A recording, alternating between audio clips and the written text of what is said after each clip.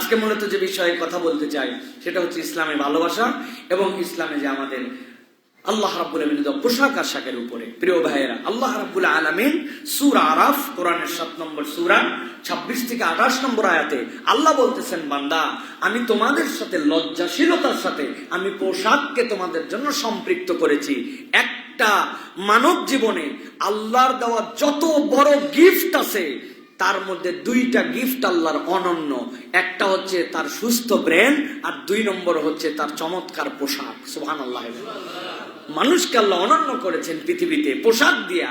এর থেকে বড় মানব জীবনের সুশোভিত সৌন্দর্যমণ্ডিত আল্লাহর নিয়ামত আর কিছুই হতে পারে না। আল্লাহ যদি তাকে সুস্থ ব্রেন দেন আর সুস্থ পোশাক পরার মতো তাকে যোগ্যতা দেন। সুবহানাল্লাহ।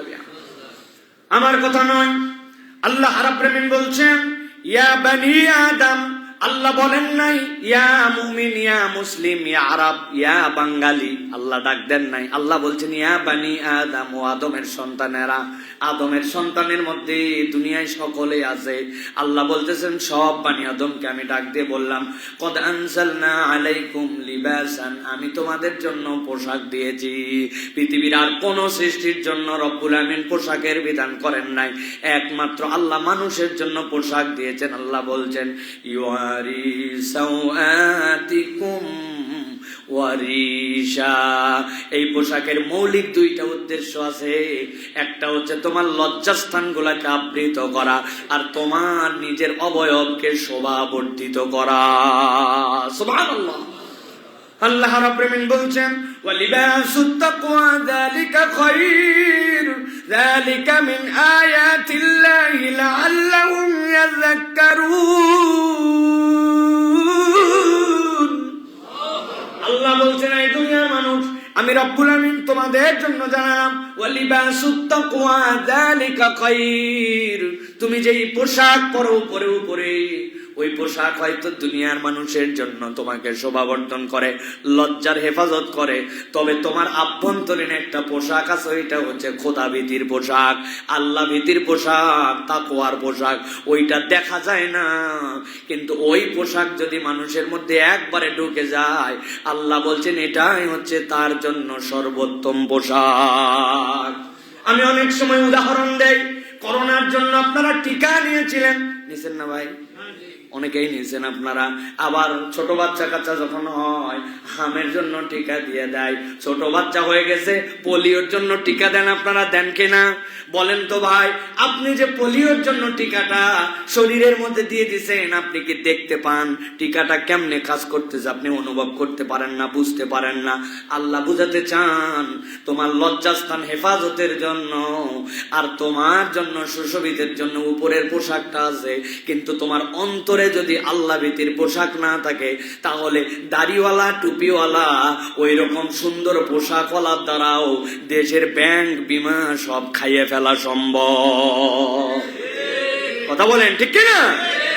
বাংলাদেশে দরবেশ ছিল না ভাই? নাউজুবিল্লাহ। এই দরবেশ শব্দ তার জন্য ব্যবহার করাও জায়েজ নাই, কেননা দরবেশ একটা অত্যন্ত দামি শব্দ, ঠিক কিনা?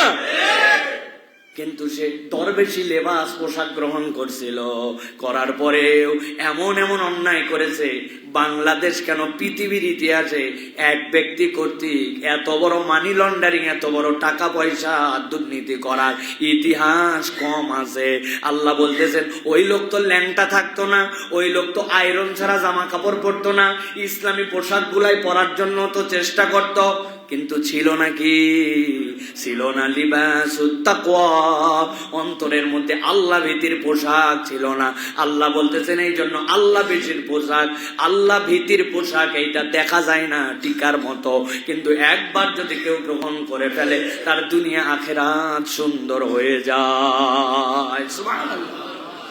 উপরের পোশাকও যেরকম আপনাকে লজ্জা থেকে বাঁচায়, উপরের পোশাকও যেরকম আপনাকে সুশোভিত করে, আল্লাহ ভীতির পোশাকও আপনাকে আল্লাহর হুকুম থেকে বেরিয়ে আসার ক্ষেত্রে আপনাকে লজ্জার একটা আবরণ পরায় দেয়, আর আপনাকে এমন সুশোভিত করে যে আল্লাহর ফেরেশতারা আপনার মরতে দেরি জান্নাতে নেওয়ার জন্য কারাকারি লাগাই দেয়। সুবহানাল্লাহ।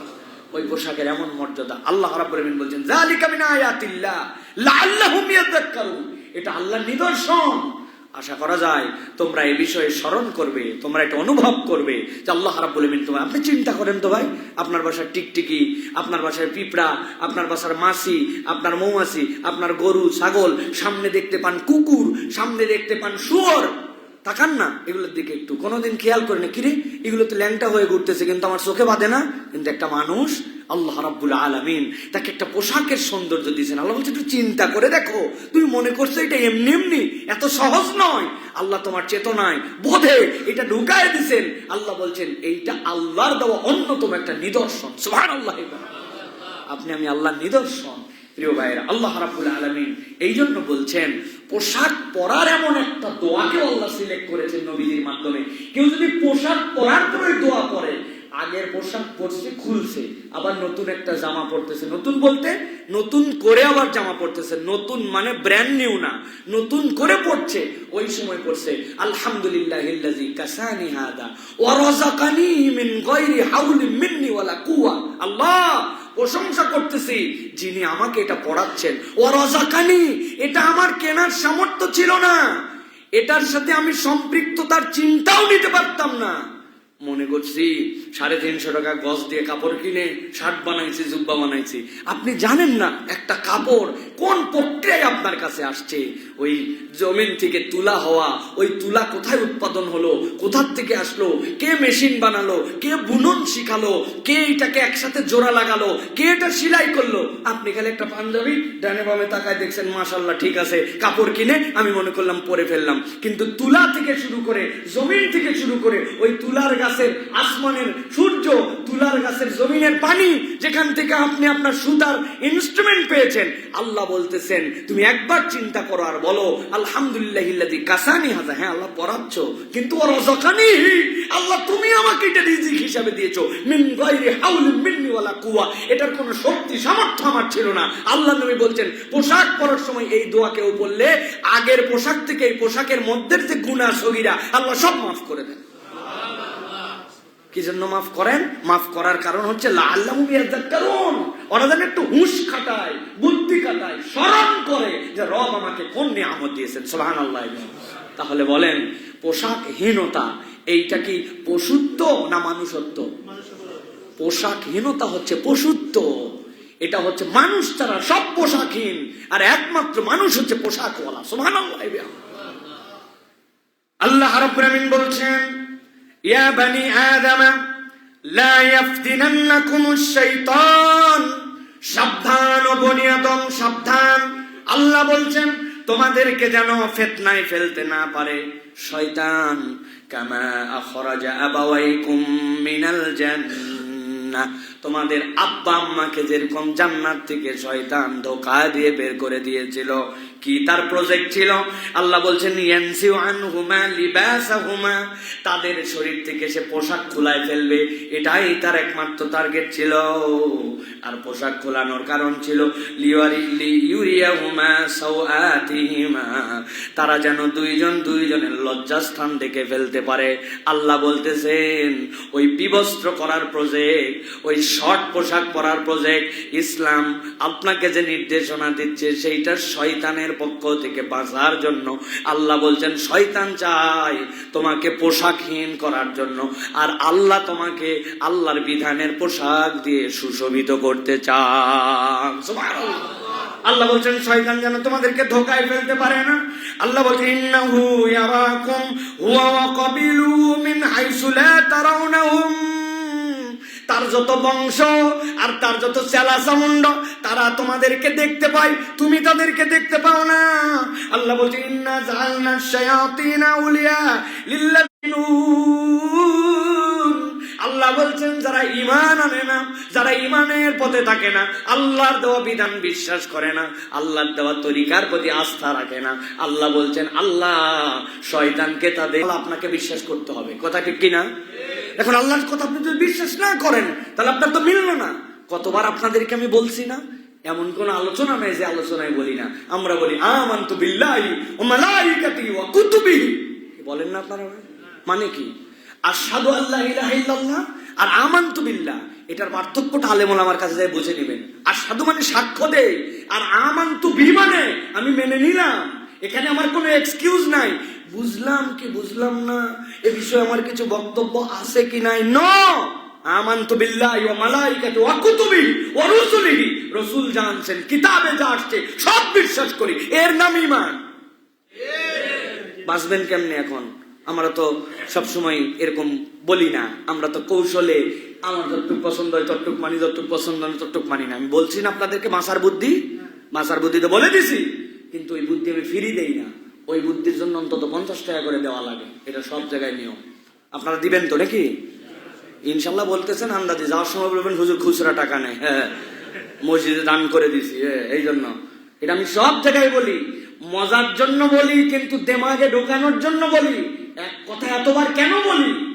এটা একটা কালচার, এই কালচারটা বের করার জন্য আমি বুদ্ধি শিখাইছি। আপনারা বুদ্ধি এখন থেকে বলে নিবেন যে ভাই আমরা মসজিদুল জুমা কমপ্লেক্সে নামাজ পড়ার জন্য আসছিলাম, তখন আমরা ওখানে বলছি আমানতু বিল্লাহি ওয়া মালাইকাতিহি ওয়া কিছু কিছু কুতুবিহি, অথবা বলবেন আমানতু বিল্লাহি ওয়া মালাইকাতিহি ওয়া যদ্দুর বুঝি তদ্দুর কুতুবিহি। যাওয়ার পরে কবরে যখন জিজ্ঞাসা করছে আপনাকে 1 নম্বর যে আল্লাহ তোমার রবকে, তোমার দিন কি, আর তোমার নবীকে। দিন মানে কি?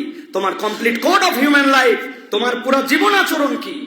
আপনি তো মানেন নাই, আপনি মানছেন আল্লাহ মানছেন, কিন্তু পোশাক মানেন নাই। আপনি আপনার মেয়ের জন্য মনে করছেন না না না না, মেয়ে আমার আপডেট হয়েছে, সমস্যা কোথায়? মুখের মধ্যে একটু কাপড় মেশায়া এদিকে শার্ট এদিকে প্যান্ট জিন্স পড়তেই পারে, এটা আধুনিক একটা আপডেট। ইসলাম কি মানতেছে না? আপনি আল্লাহর হুকুমে মানেন নাই। আপনাকে ওই জায়গায় ধরছে বাম্বু দেওয়ার জন্য, তখন আপনি বলছেন না আমি আগেই বলে আসছিলাম আমানতু বিল্লাহি ওয়া মালাইকাতিহি ওয়া যদ্দুর বুঝি তদ্দুর কুতুবিহি। আমাকে মারা যাবে না, বাটাম একটাও মাটিতে পড়বে না, বাটাম ডবল হবে। ভণ্ডামোর নাম ইসলাম না, আল্লাহর কাছে আত্মসমর্পণ করার নাম ইসলাম। এটা মনে রেখেন। আপনার ইচ্ছায় ইসলাম চলবে না, ইসলামের ইচ্ছায় আপনি চলতে পারলে আপনি মুসলমান, ঠিক কিনা?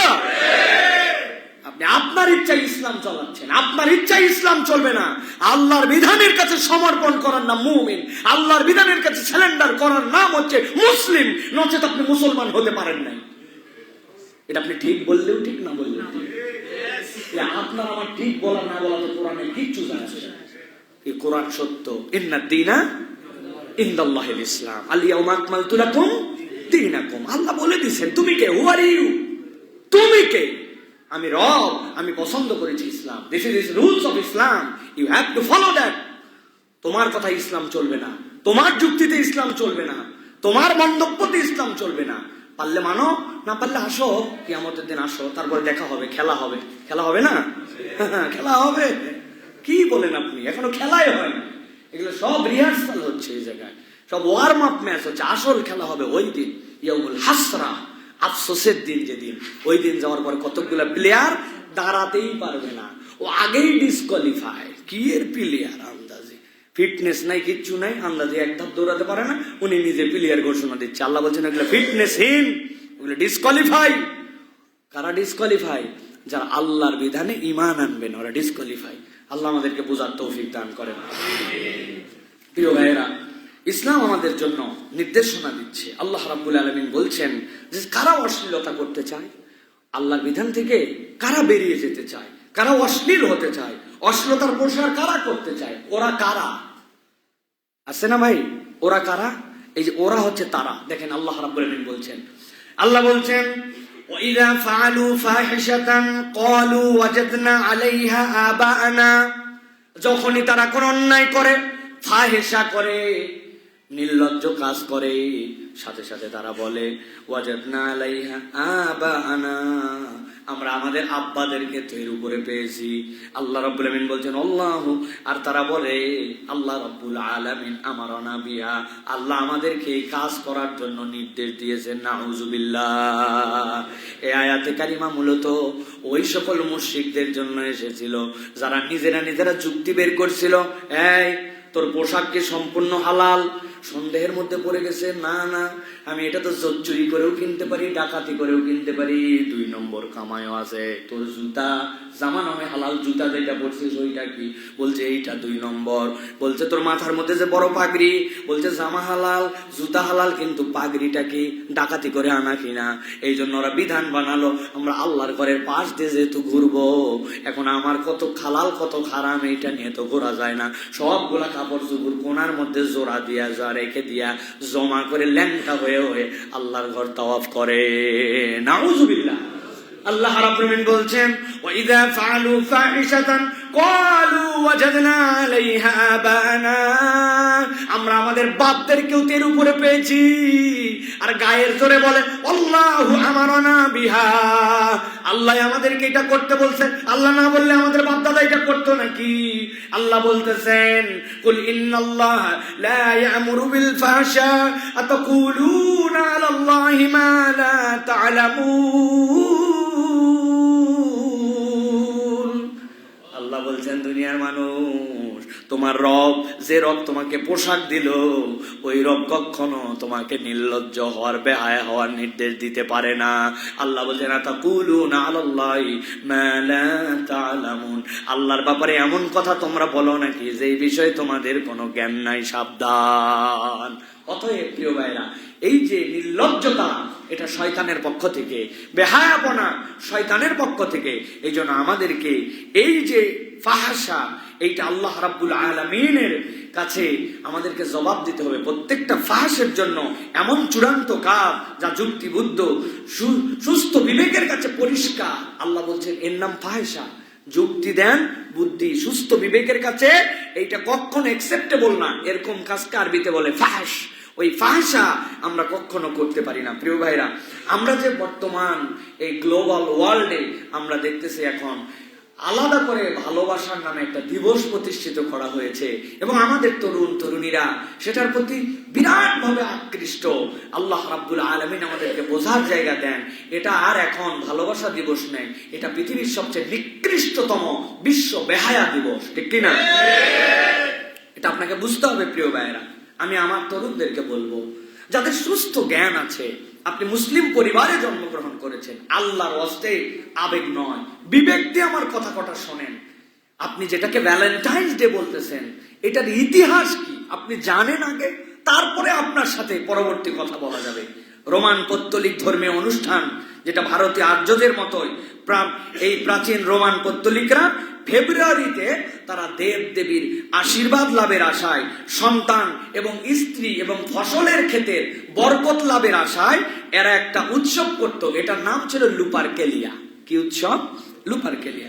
এই লুপারকেলিয়া, এটাকে বলা হতো সুপার লুপারকেলিয়া। এই সময় তারা নানান ধরনের আচার আচরণ করতো। যেরকম ভারতের মধ্যে ছিল, যখন বৃষ্টি হয় না গায়ের মধ্যে কাদা মাখতো, বিভিন্ন ধরনের বসন্ত উৎসবের নামে বিভিন্ন ধরনের জায়গায় যে তারা বিভিন্ন ধরনের আচার আচরণ করতো, ঠিক রোমানরা তাদের ক্ষেত খামার ফসল এবং যাদের স্ত্রী সন্তান কম হতো অথবা সন্তান সম্ভব হতো না, তাদের জন্য একটা লুপারকেলিয়া উৎসব করত। কিন্তু ঈসা আলাইহিস সালামের পরে, যার নাম ছিল শৌল, পরে নিজের নাম গ্রহণ করছে পোল, নিজে প্রথমে ঈসা আলাইহিস সালামের চূড়ান্ত বিরোধী ছিল। হঠাৎ করে একদিন বলল, আমার প্রতি ওহী আসছে, এখন থেকে আর বিরোধিতা করা যাবে না, এখন থেকে ঈসার পক্ষে থাকতে হবে। মূল ছিল তার ধান্দাবাজি করা।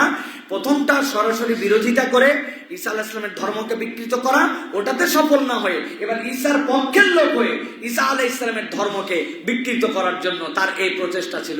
ওই শৌলই পরবর্তীতে পল, এই পল যে ইচ্ছা মতো বাইবেল বিকৃতির জনক, ঈসা আলাইহিস সালাম এবং তার সঙ্গীরা সন্দেহ করলো, সারা জীবন তুমি বিরোধিতা করলে, হঠাৎ করে এত বড় তুমি বন্ধুত্ব করতে গিয়ে আনলে। তখন ফিলিস্তিন এবং তার আশপাশের লোকেরা তাকে অস্বীকার করলো, বললো না তুমি আমাদের এখানে থাকতে পারবে না। এরপরে ওই পোল পালায়া এশিয়া মাইনর এবং ইউরোপের দিকে চলে যায়। যাওয়ার পরে পরবর্তী ধারায় পঞ্চম এবং ষষ্ঠ খ্রিস্টীয় শতকে লুপারকেলিয়া উৎসব, যেটা এই লুপারকেলিয়া উৎসবের নাম পরিবর্তন করে এটাকে সেন্ট ভ্যালেন্টাইন ডে নামকরণ করা হয়। একান্তই খ্রিস্টান পৌত্তলিকদের যারা খ্রিস্টান কিন্তু আল্লাহকে বিশ্বাসের সাথে সামঞ্জস্যপূর্ণ নয়, ওই পৌত্তলিকদের ধর্মীয় বিশ্বাসের একটা অনুষ্ঠান যেটা লুপার্কেরিয়া থেকে পরিবর্তিত হয়ে ভ্যালেন্টাইন ডে তে রূপান্তর হয়েছে। ওই ভ্যালেন্টাইন্স ডে এখন পুরা বিশ্বময় ছড়িয়েছে, যার পিছনে এখন ওই পৌত্তলিক বিশ্বাসের সাথে আরো কতগুলো বিষয় জুড়ে হয়েছে। 1 নম্বর ব্যাপক বাণিজ্য করা, 2 নম্বর মুসলমান সহ বিশ্বের চরিত্র নষ্ট করা, 3 নম্বর জনগণ এবং পৃথিবীবাসীকে ভোগমুখী একটা জাতি, ত্যাগমুখী নয় ভোগমুখী একটা জাতিতে রূপান্তর করা, এবং এটার সাথে আন্তর্জাতিক একটা চক্রান্ত আছে। সেই চক্রান্তটা কি?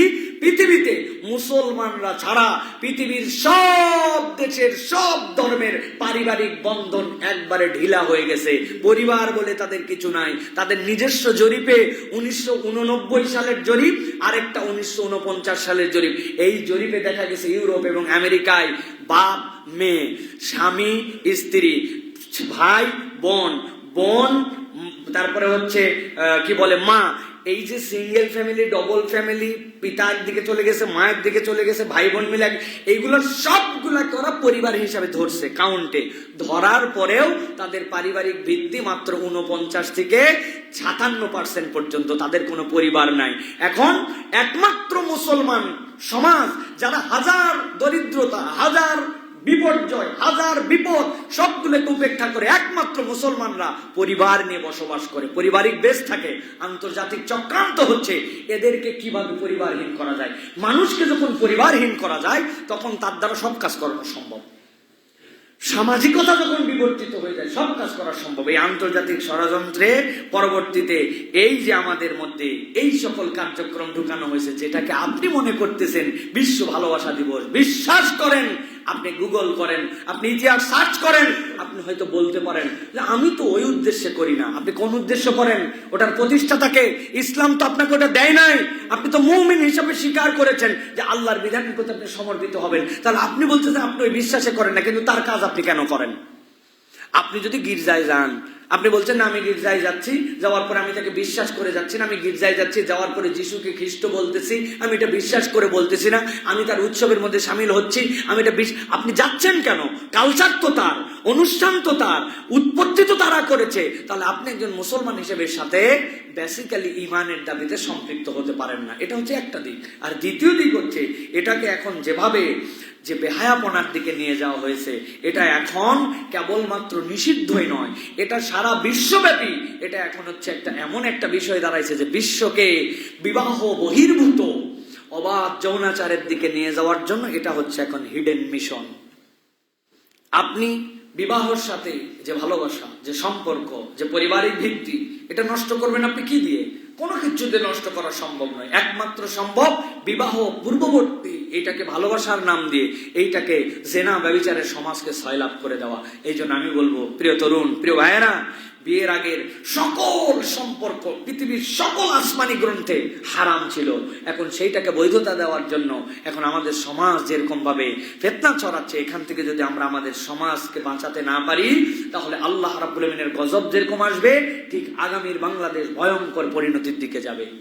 কতগুলো এজেন্ডা বাস্তবায়নকারী দল এর সাথে সম্পৃক্ত হয়ে আছে। তারা মুসলমানের তাহজিব তামাদ্দুন যেখানে, তাদের বিরোধিতা সেখানে।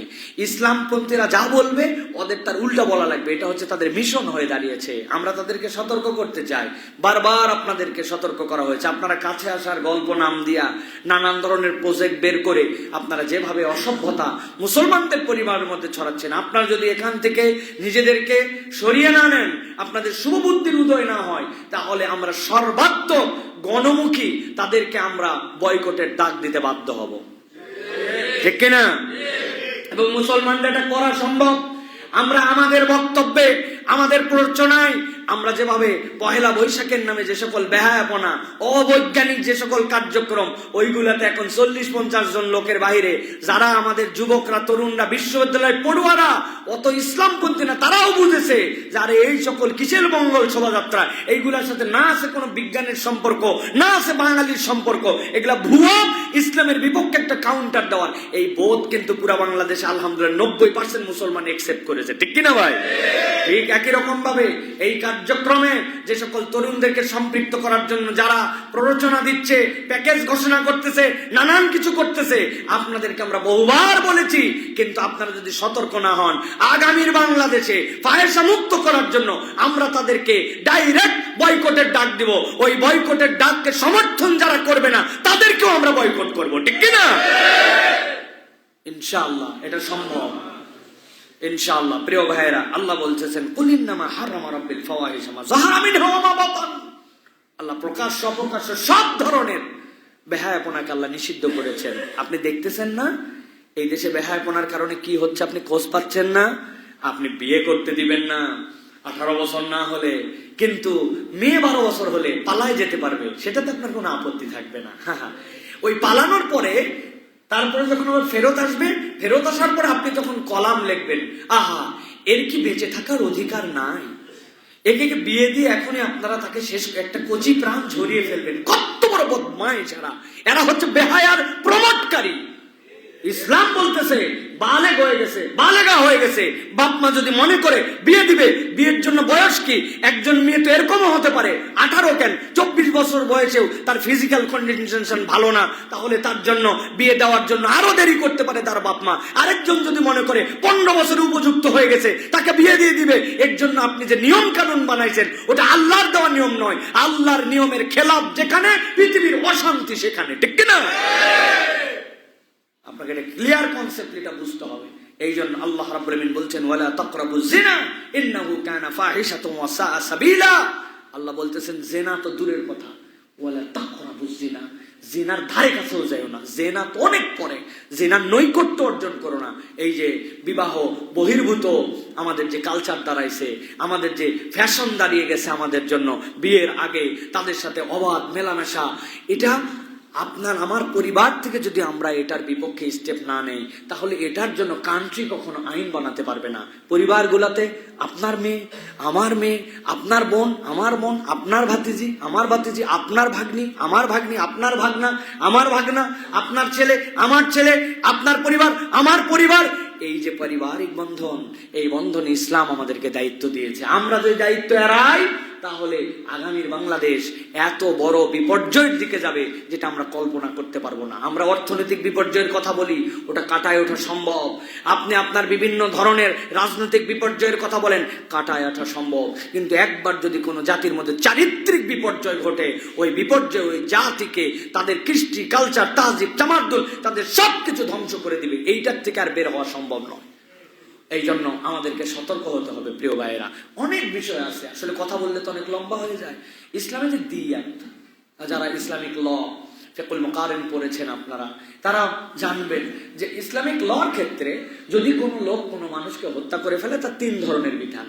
এক ধরনের বিধান হচ্ছে যে তার জন্য রাষ্ট্র গ্রহণ করে তার বিচারে প্রমাণ হয়ে গেছে, তাহলে তার জীবনের বদলে জীবন। 2 নম্বর বিধান হচ্ছে তার রক্তপণ, যে যারা হত্যা ভিকটিম তারা যদি রক্তের কোনো মূল্য নির্ধারণ করে দেয় এবং ক্ষমা করে দিতে চায়, তাহলে তার জন্য এটা অ্যালাউ হবে। 3 নম্বর যে ওই ব্যক্তির জন্য উন্মুক্ত ক্ষমা, তারা বললো যে ভুল করে করছে, যা করছে আমরা মাফ করে দিলাম, শেষ।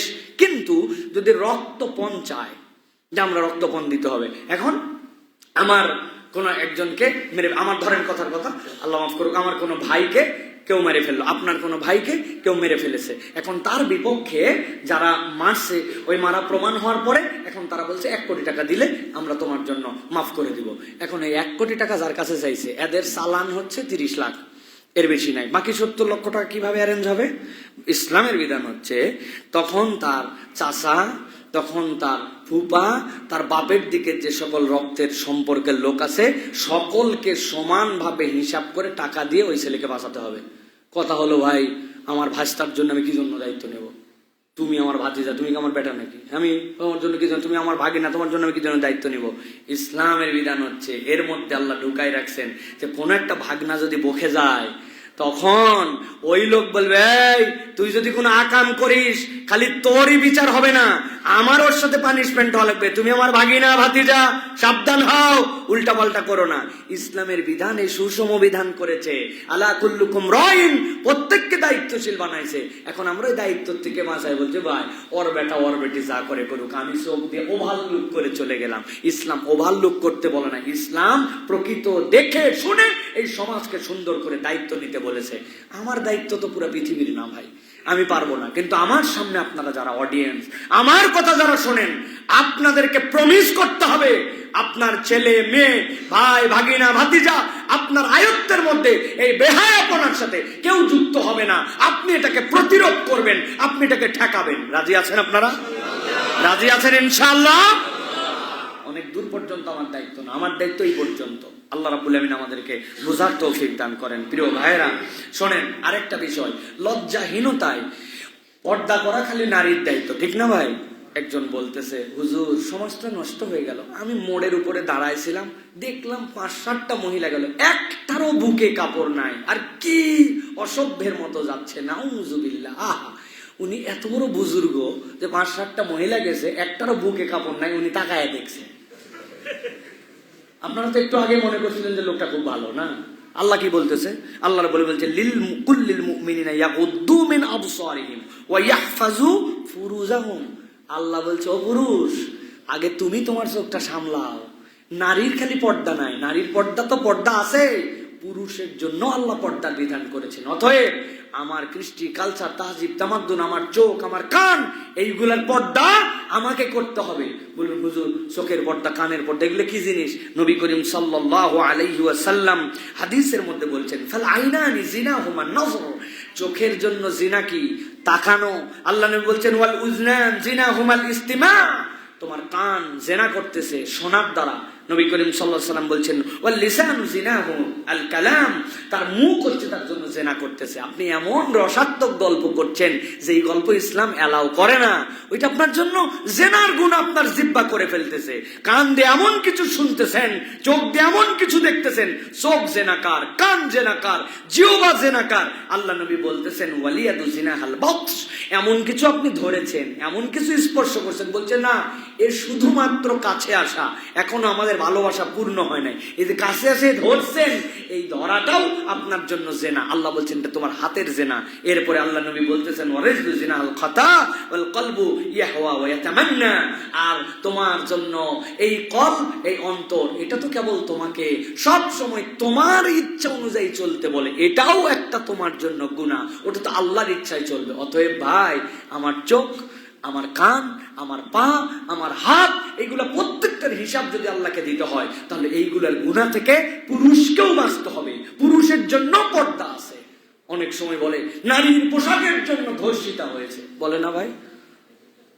এই কথার সাথে আমি পূর্ণ একমত নয়। কথা হচ্ছে, একটা নারী ধরেন ল্যাংটা হয়ে ঘুরতেছে, একদম কোনো পোশাকই নাই তার গায়ে, কথার কথা। আর একজন পুরুষ, সেই পুরুষ কি ওই ল্যাংটা হওয়া দেখে তার সাথে খারাপ কাজ করে ফেলবে? হ্যাঁ? একজন মহিলা বাজে পোশাক পরে ঘুরতেছে, পুরুষ কি তার সাথে জেনা করে ফেলবেন? না, আপনাকে আপনার জেনার থেকে আপনাকে বাঁচতে হবে। ওই পোশাক পরবে, সে শুদ্ধ পোশাক সে পরবে, এটা তার দায়িত্ব। কিন্তু পুরুষ যদি মনে করে কেউ যে সে এলোমেলো পোশাক পরছে জন্য আমার মধ্যে জেনা করা হালাল হয়ে গেছে, নাউযুবিল্লাহি মিন যালিক, আল্লাহ যেখানে তাকাতে মানা করছে সেখানে আপনি সে ল্যাংটা চলতেছে না কেমন চলতেছে ওটা তো পরের বিষয়, জেনা তো হাজার হাজার কোটি গুণ দূরের বিষয়।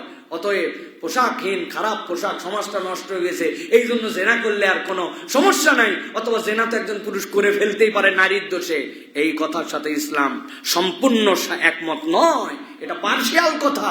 পুরুষকেও তার চরিত্র দিয়ে হেফাজত করতে হবে। ওয়া লিবাসুত তাকওয়া যালিকা খায়র, আল্লাহ বলছেন ওই পোশাক তোমার জন্য লাগবে। সাহাবায়ে কেরামের সাথে নারী রেখে দিছিল না, পরে তারা কি বলছে, এগুলো কি পাথর না মানুষ? ওইটা কোন পোশাক দিয়ে আটকাইছিল ভাই? ওইটা কিভাবে তিনি নিজেকে হেফাজত করলেন? লিবাসুত তাকওয়া, শাহওয়াত সকলের মধ্যে আছে, কিন্তু কোন নারীর এলোমেলো চলাতে আপনার শাহওয়াত জাগ্রত হয়ে আপনি খারাপ কাজের মধ্যে জড়িত হয়ে যাবেন, তাকে টিজ করবেন, ইফটিজিং করবেন, ওর খারাপ পোশাকের কারণে আপনি ইফটিজিং করবেন ভাই, তাইলে তো ওই কুত্তা আপনাকে কামড় দিছে বলে কুত্তার পায়ে কামড় দেওয়ার মতো আপনার অবস্থা হয়ে গেল। আমি তো মানুষ। অতএব পুরুষকে সম্বরণ করতে হবে, এখান থেকে বেঁচে থাকার জন্য চেষ্টা করতে হবে, তাকেও বাঁচতে হবে। তবে সুষম সমাজের জন্য নারী পুরুষের উভয়ের এই জায়গাতে কন্ট্রিবিউশন লাগবে। আল্লাহ আমাদেরকে বোঝার তৌফিক দান করেন।